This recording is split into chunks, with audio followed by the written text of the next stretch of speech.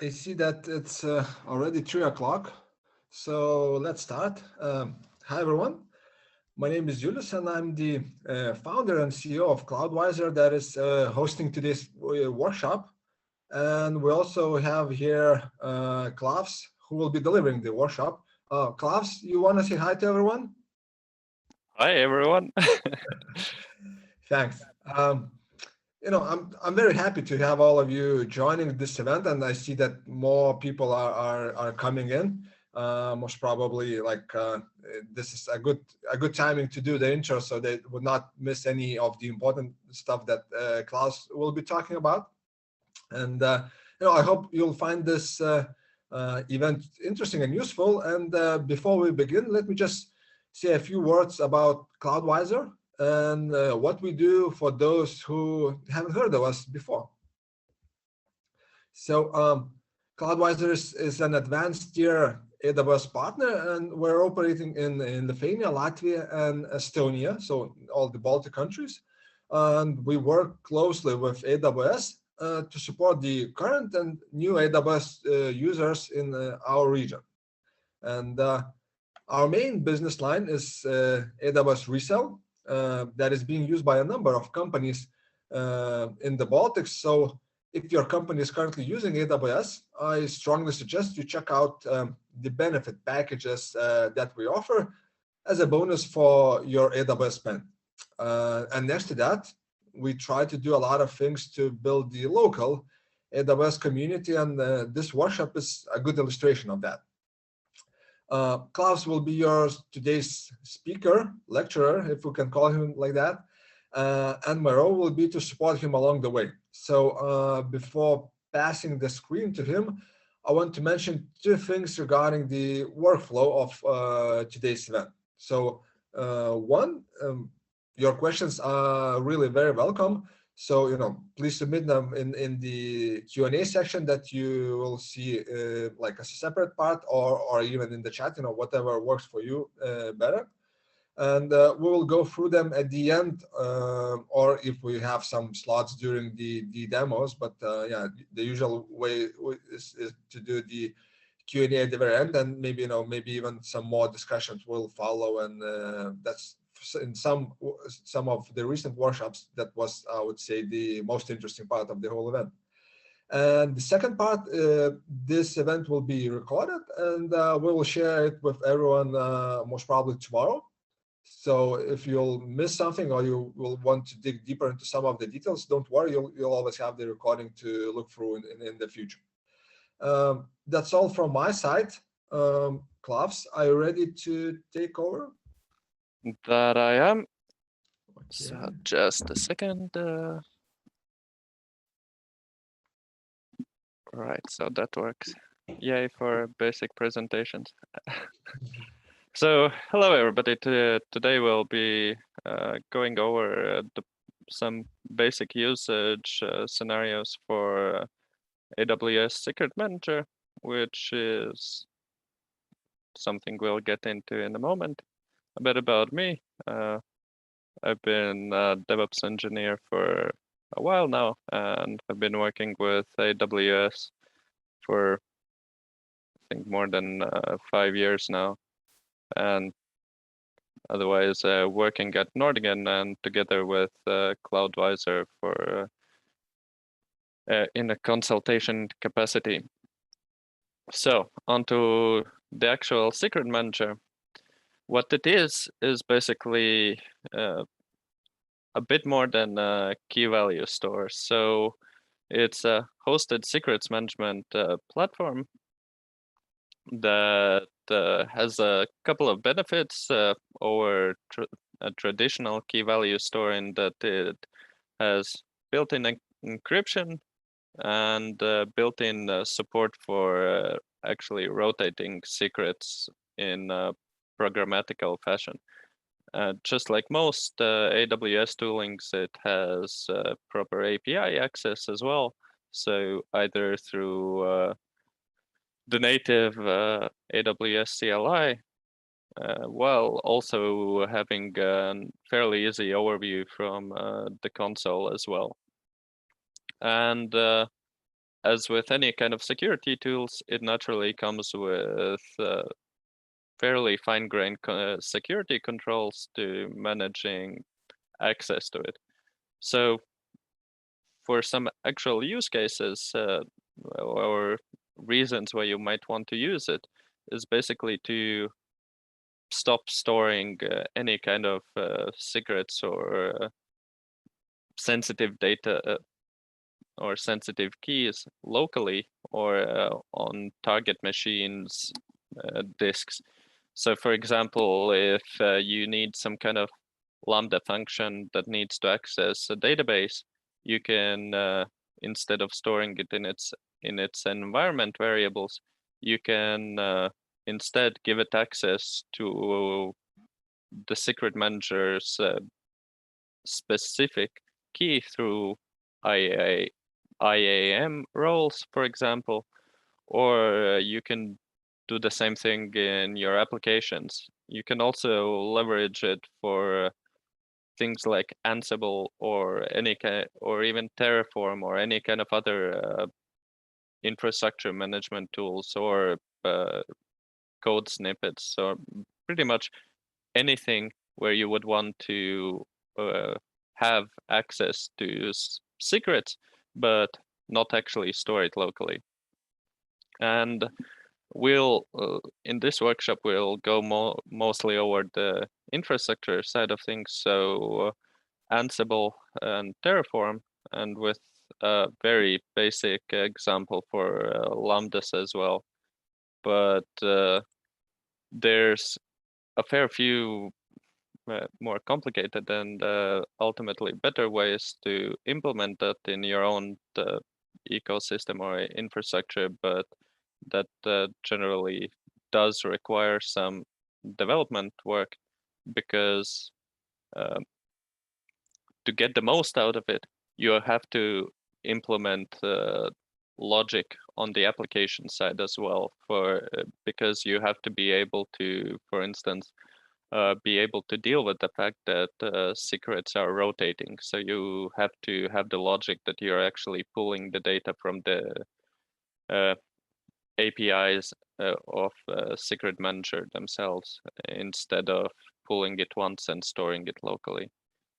But it's not that complicated, and AWS does provide snippets for majority of languages on how to implement that, and there are already pre-made tools for that as well.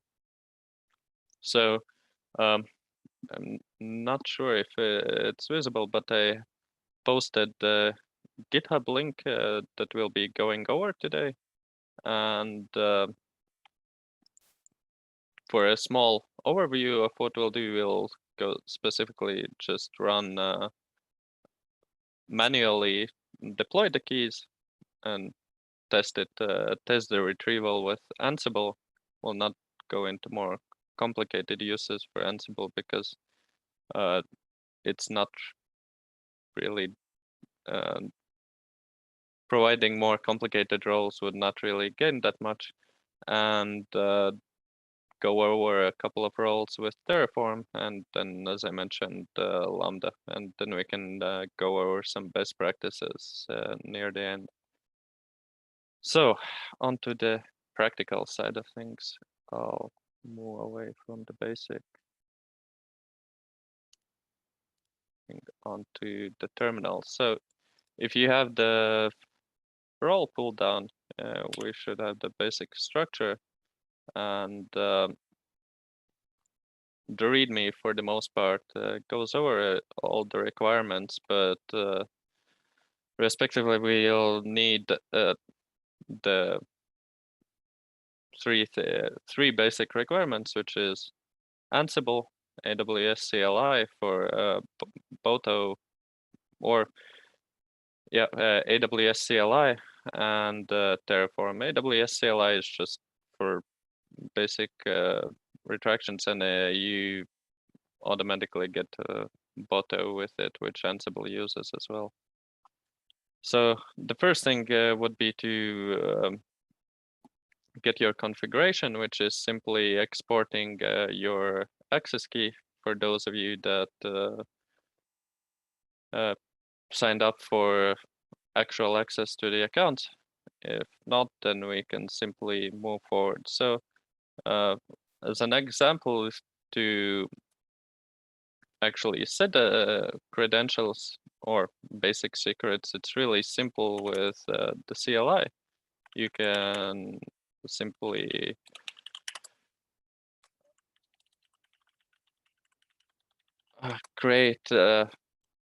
specify that you're using the secrets manager, that you want to create secret, and then specify a name. So for example, specify some kind of a name, and then you can. One of the things about Secrets Manager is that it supports actually more than one format. So you can actually put binary data in there as well, or even like whole JSON tables. But today we'll, during the practical part, we'll just mostly be going over basic strings. But in the real world usage, you would probably want to use at least the JSON formatting, so you actually dump a JSON a whole dictionary in the single secret. The reason for that is that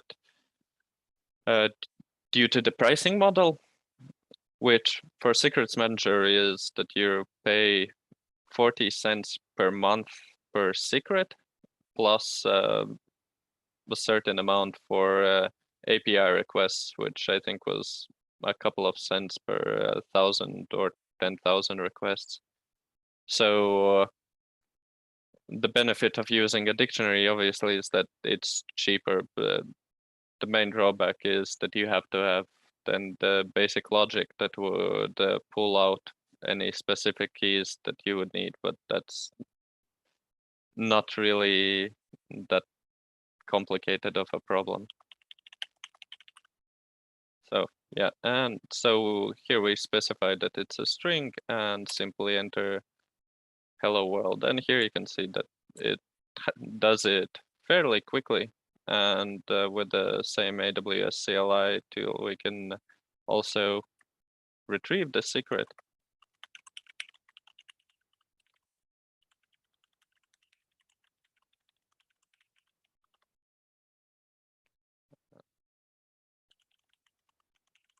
You just have to provide the string name or the ARN of the secret, which you can use either depending on what your usage is and how you're accessing it, depending on how you're deploying it. Most likely, if you're using it programmatically, then you're gonna have to retrieve it in some format if you're not hard coding the actual names of it. But the simplest way would be simply to make programmatical names that can then be reused and reaccessed based on something like a environment or pretty much whatever else.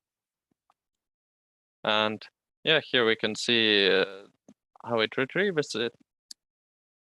And then we can test out like the actual Ansible retrieval.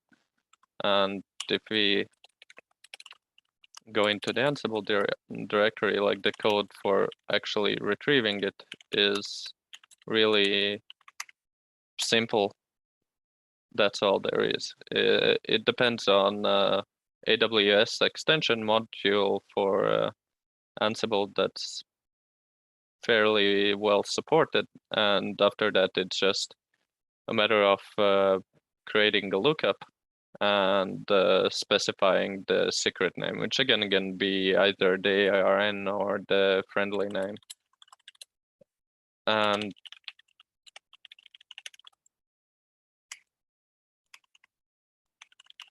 we can execute the echo. The one thing that we have to provide is the actual variable.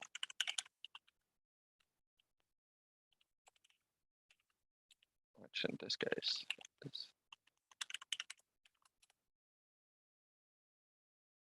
like the playbook it just executes the role, and here we can see that it outputs it successfully. Obviously, in real world use case, you would not want to have it outputted, and that can be handled in Ansible as well, to simply specify that it's a sensitive item, so it doesn't output anything to the terminal, and that way you're not exposing secrets unnecessarily. And that pretty much is it, and you can reuse this in any kind of roles or whatever, so you don't have to, in the case of Ansible, store it either in the local vault or pretty much any kind of local storage or environment variables or anything, so you don't have to provide that. And since it's an AWS native tooling, if you're using AWS, you can get away with providing any kind of authentication simply by using IAM roles for the instance that would execute it itself. So if you have some kind of run host or anything of the sort, then you can handle the items it can access, and then you don't have to provide any kind of configuration. The benefit of this would be mainly for some kind of CI environments, so you can have different CI zones where you have access to different secrets depending on the actual need for that. And yeah, that's it for the Ansible side. We can move to Terraform, which is also, to be fair, nothing that complicated and not that involved. If you're following, you can just see the code and in the repository, but it's the first one is also really nothing complicated. It just creates two separate secrets, one that's hardwired for whatever reason you might want to do that. Please don't do that. And already auto-generated content that can then be that format can then be used with generating databases, as we'll see in the next stage, and it performs really well. The only side effect is that if you would generate a lot of secrets, by default, Terraform doesn't handle the destruction because, or rather, doesn't handle it that well that it will instantly delete it. And the reason for that is that by default, Secrets Manager on deletion at the minimum gives it like a 7-day recovery period, and this can be configured to, I think it was something up to 180 days. So while it's not as good as versioning, at least it does have deletion protection. And to run this, we simply run the initialization so that it grabs all the modules.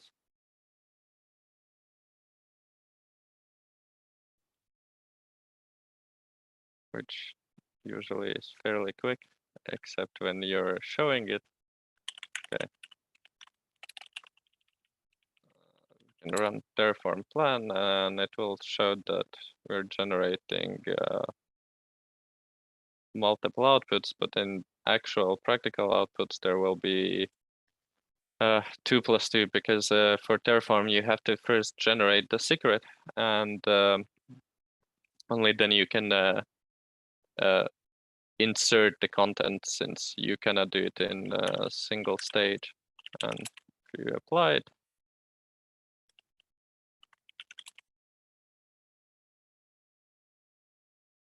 it does it really quickly, and the updates are also quick, so it's quite usable with any kind of automated tooling. Just probably have to keep in mind that you don't want to constantly pound the APIs simply for context of cost, but if you really do want to do that, it's actually more capable than systems manager or the other storage mechanisms that AWS provides as well for protected keys.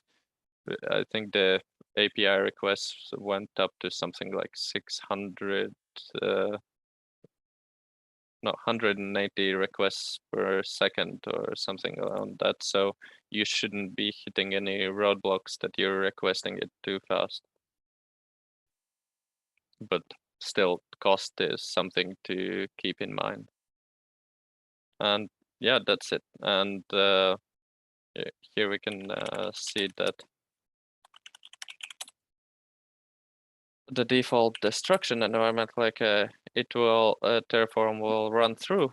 But if you would want to, for instance, with the same configuration, run it again after destruction,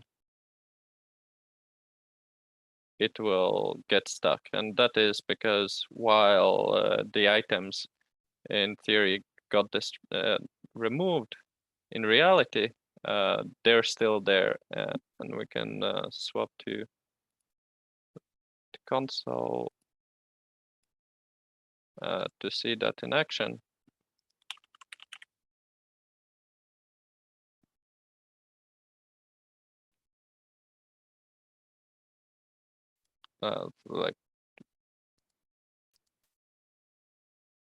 Yeah, and you can see that it's basically generated one wasn't showing up before, but if you enable that it shows you the ones that are scheduled for deletion, it will still show up. You can get around this with the AWS CLI by forcing the deletion, but that's nothing to be concerned about right now. So we can just crash the activity since it's gonna time out after 2 minutes, just saying that you cannot create it because it's already exists and is marked for deletion. Now,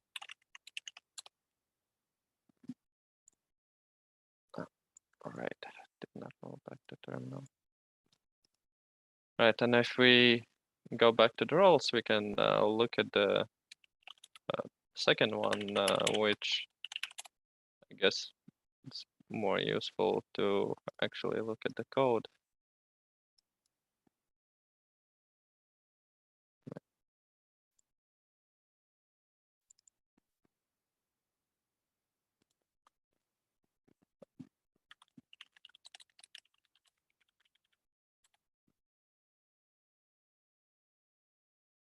Fine.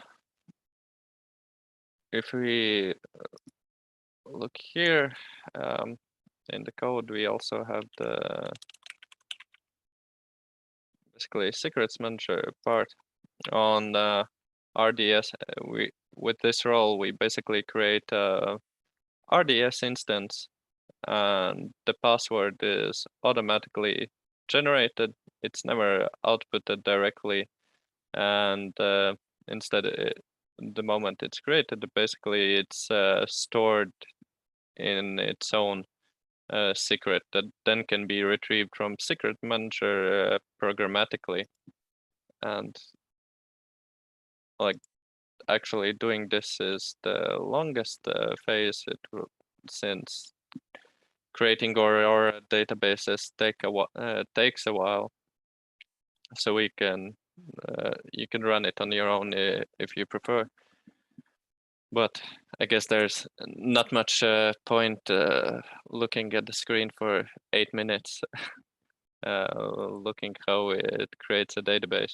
But the code works. You can test it on your own, and you'll have the test accounts for a while as well. Are there any questions so far? If there are, please post them in the chat or the QA section. And with that, we can go over to the third one. This we can actually run through because there's no real downtime doing it.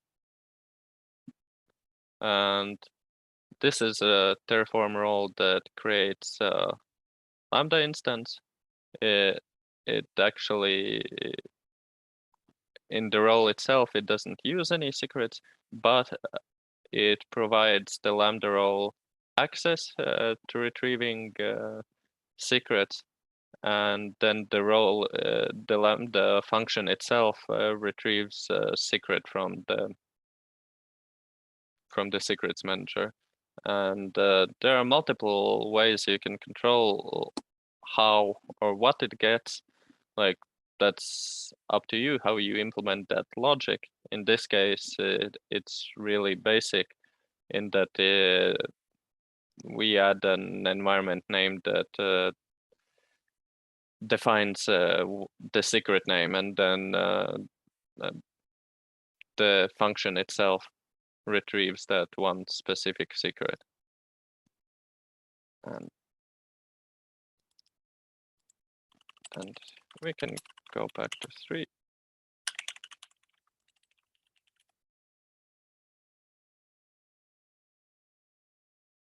Simply initialize it.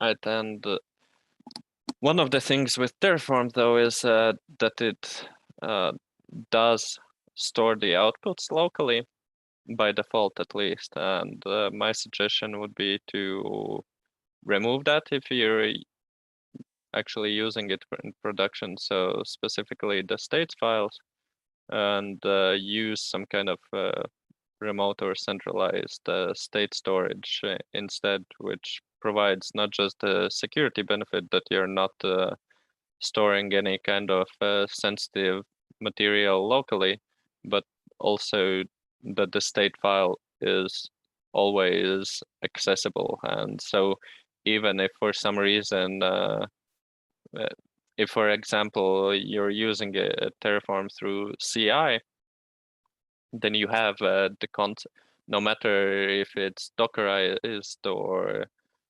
auto-generated instances or whatever.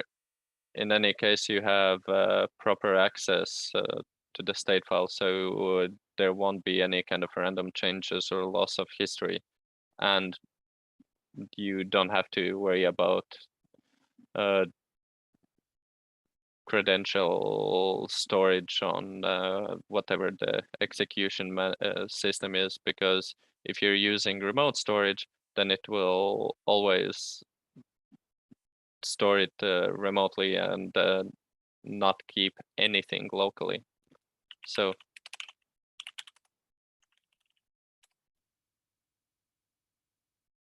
we can simply apply it. We can see that it will create actually a fair few number of things, but it works. Aha, right. Thing is that since you have to specify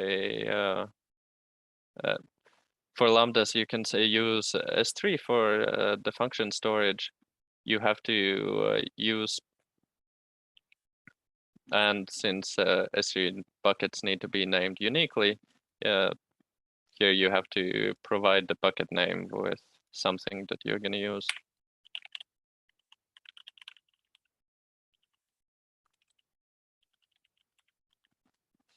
So you can either provide it at runtime through the CLI or update the variable files, which is what I did in this case. Oh, great. Cool.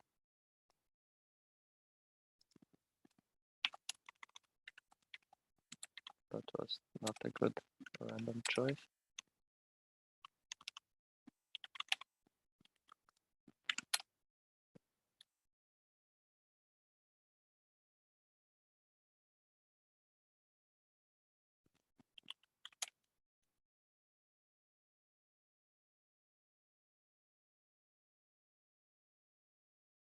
So yeah, making a random bucket name always helps.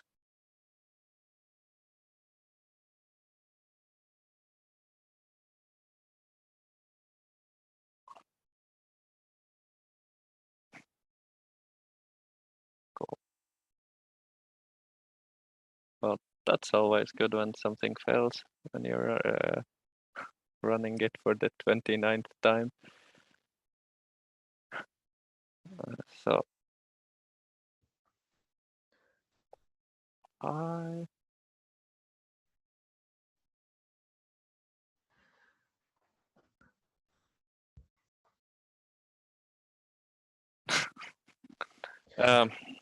Demo gods. yeah, it always happens just when you're running it. But right, I'll try. Ideas or suggestions from the audience on what could be the reason. Oh, chat.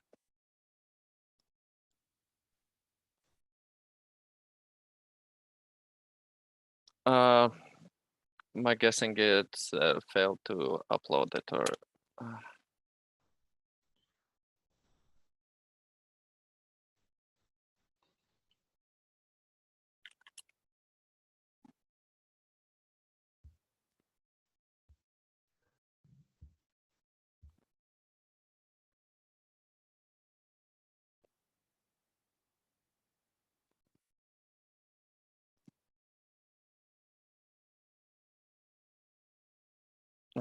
Okay, so might be that it simply didn't work through. So yeah, because as it always happens, pounding deploy button more than once totally solves things. And here we go. So this deployed basic Lambda function together with API gateway.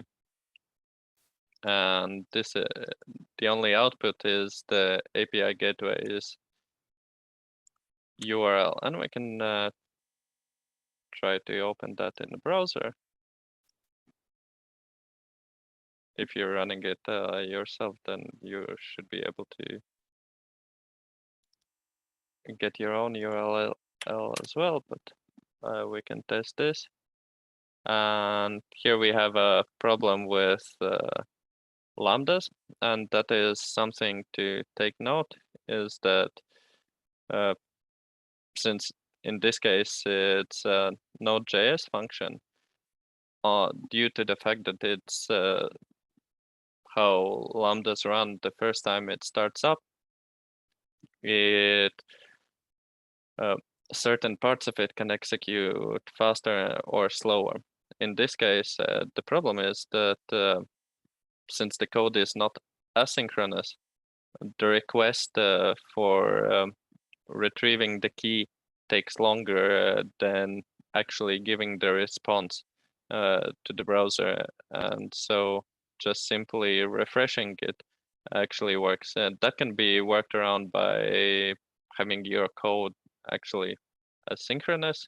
So you have wait conditions for it, and depending on whatever your usage, probably in the real world, actually outputting secrets in HTML is not what you're looking for. There are better tools for that, like S3, but the concept is the same. So the actual usage in this case would be, as I described previously, to, for instance, at runtime, retrieve database credentials or pretty much any kind of credentials that you could use, retrieve it, use it, and if you want to be the ecosystem to be like even more secure, you could have triggers that once it's retrieved once and used, that you rotate it. So that would require separate lambdas or any kind of application logic that would trigger it. but with that you could basically roll your own use once keys, and it's actually not that complicated because the APIs for the secrets manager are fairly simple. It's just a matter of having the logic and running it well. But again, cost is something to keep in mind if you use something like that. And from the practical side, this is actually the last task, but from simple comparisons or whatnot, like why even use Secret Manager? Are there any other tools? There are, and I would say the usage depends on the environment that you're running it.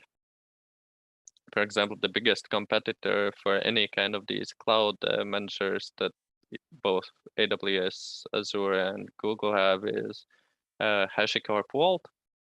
And ultimately, it is a very good tool that has even, I would say, even more functionality built in. But the problem is management and actually running it reliably. You'd probably want at least some 4 or 5 instances running constantly, which is a substantial cost on its own, and not counting the man hours that you have to spend to maintain it and ensure its stability, because at that point it's your mission critical software that has to be running constantly. So use case here would be mainly if you're a AWS shop or if you're relatively small, like if your usage for secrets is like a couple of thousand requests or like 10 different secrets, then the cost is really minuscule in comparison to any kind of roll your own environment. And you do get a fair few benefits with IAM integrations and such. But ultimately, if you do grow past a certain size, or if you do have the technical capacity to run your own, then HashiCorp Vault is definitely something to consider as well. But otherwise, Secrets Manager is fairly good tooling that can be set up to be used fairly simply and quickly. And from my personal usage and like research in general, it seems to be very reliable. So it's a good tool to use. And this was way quicker than I thought it would be.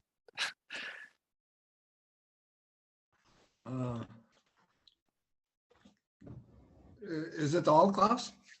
Actually, for the most part, yeah. Okay, yeah, then why not? Then then that means that we have more time for the Q&A. Yeah, an hour and 20 minutes for. Okay, yeah, that's difficult to estimate until you try it. So yeah, so first of all, for all the attendees, then like my message would be, please shoot any technical questions or anything that comes to your mind in the chat or the Q&A section.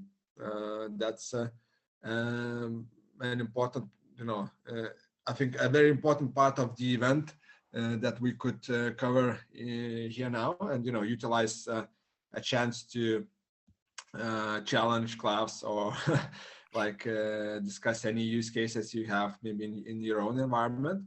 And while we're waiting for the questions, Klāvs, there was one side question or like side topic in the chat, but maybe we could also cover it now.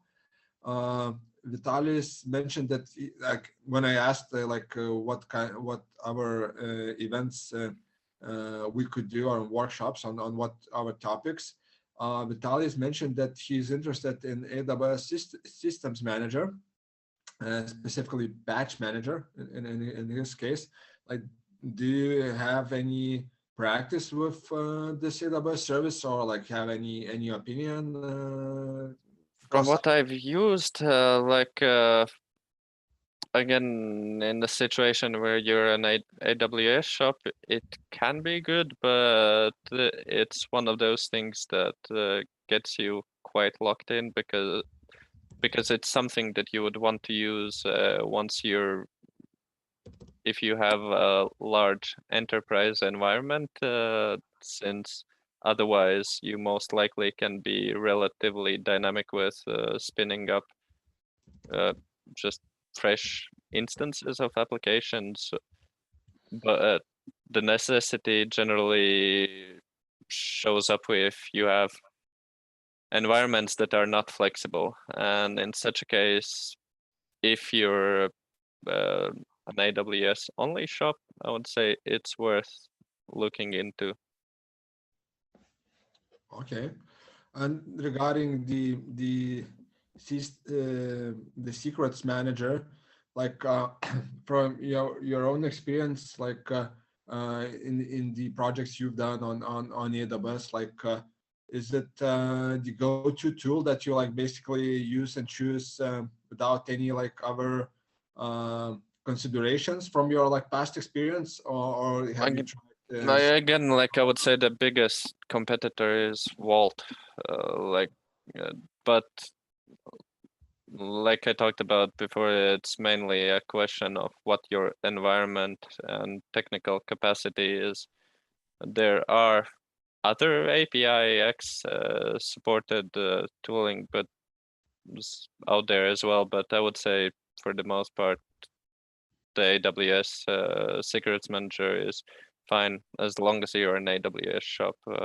Like you can use it with even if you're not an AWS shop, but you lose some of the benefits of integrations that it has. But for example, if you only need it for storing Ansible secrets, you still could do that, even if you're deploying even to your own infrastructure or whatever. It's simply at that point, if you're not running it all natively on AWS, then you don't have the IAM roles and whatnot that are a fairly big security benefit. Okay, I see we have a question from Vytautas. He's asking, what would be the best approach to import a secret from AWS Secret Manager to Helm value?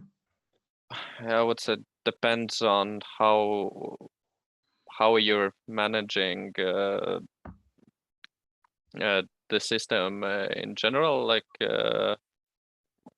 actually, it's a good question if Helm has support for it. I haven't checked that, but you can probably,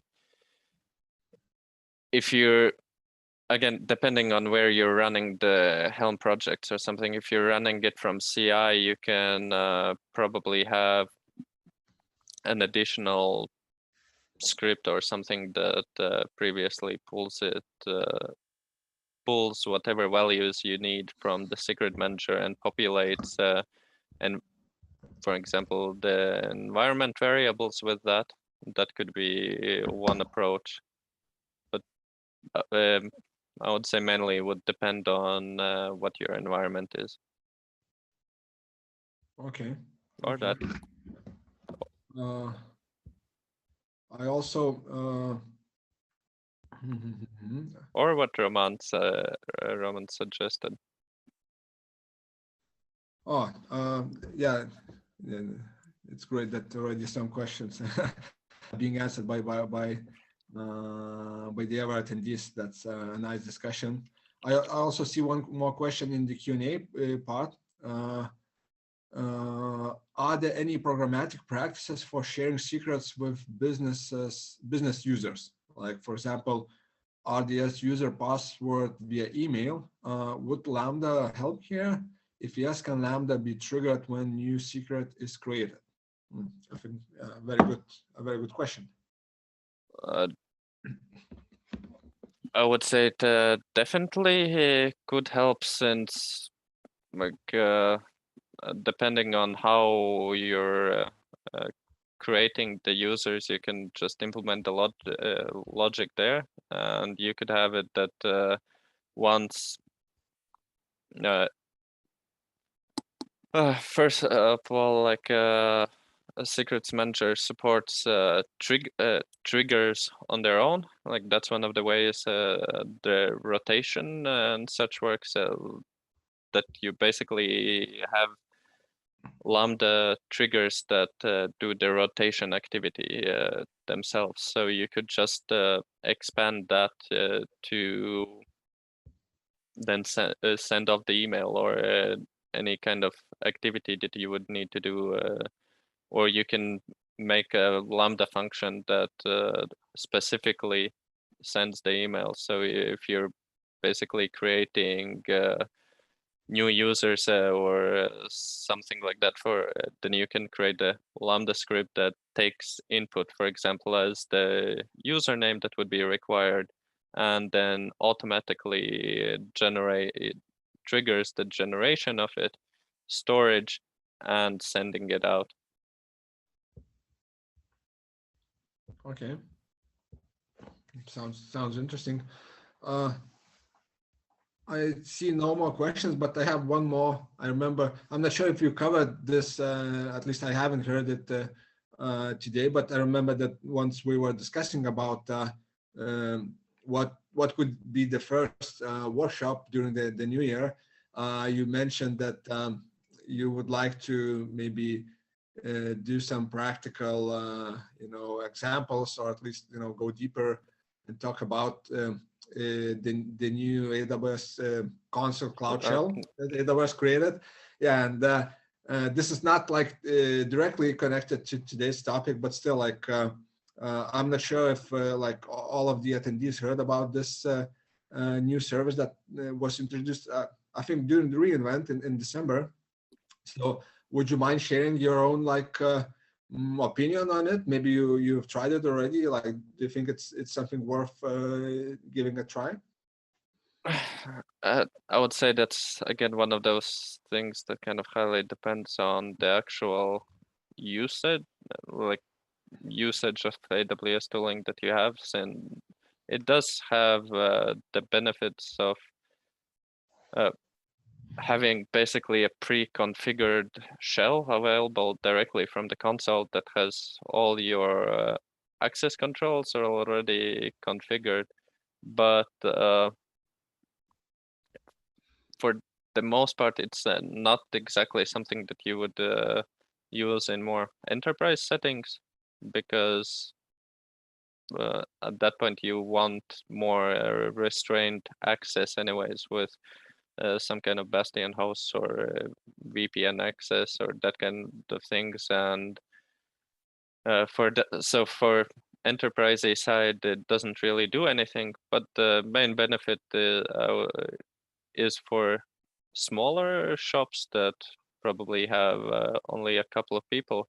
Then you can, from anywhere, pretty much log into your console and have access to a shell in your browser that's already configured and has all the basic tooling available. And outside of that, well, it's a shell. So I gave it more credit in my thoughts first than it actually deserved. Okay, yeah, that's thanks for an honest answer. Yeah, like, and AWS is definitely our first priority, but if I'm not mistaken, at least Google has something. Like both Google and Azure has similar tooling already, and I think it was Azure that has the same exact name that they have, Azure Cloud Shell. So Okay. Yeah. just not too many originality in the marketing department. yeah, no, not in this case. But I mean, it makes it is what it is. It is a cloud shell, so at least the name doesn't lie. Good. So I see there are like no more questions. So then it's like we saved some time for the audience. Yeah, to I don't know, have a cup of coffee or do some extra work before the end of the working day. So just let me wrap it up with a feedback survey that I will just shoot for everybody. You will just see that, and please spend like one click to give the feedback, which is very important both to me and Klāvs.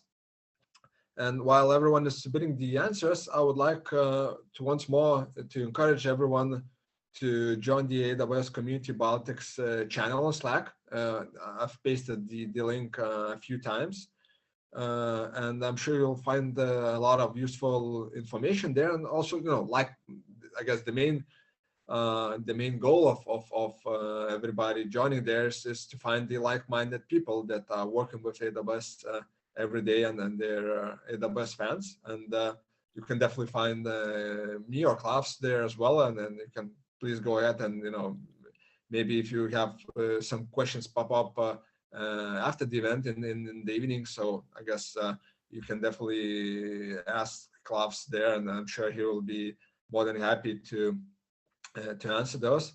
Klāvs, is there anything you would like to add from your side? We pretty much covered it. So anybody has any questions later, then can freely just ping me on Slack in the community channel. Okay. And it looks like that's the wrap up of today's event. So for those who have been using the training accounts that we share the credentials with, play around with those still like most probably till the end of the day. I don't know, Klāvs, will most probably delete those in this evening or tomorrow morning. Yeah. Yeah, more likely tomorrow morning. Yeah, so take the chance to try things out, and it's on us and in AWS, so don't worry about the spend. And thank you very much for attending the event, and we're looking forward to meeting you in our Cloudwise events that, like I mentioned in the chat, that we're really open to hear any topics that you would like to hear from us and like to get covered. And until next time. All right. Bye. Bye, everyone.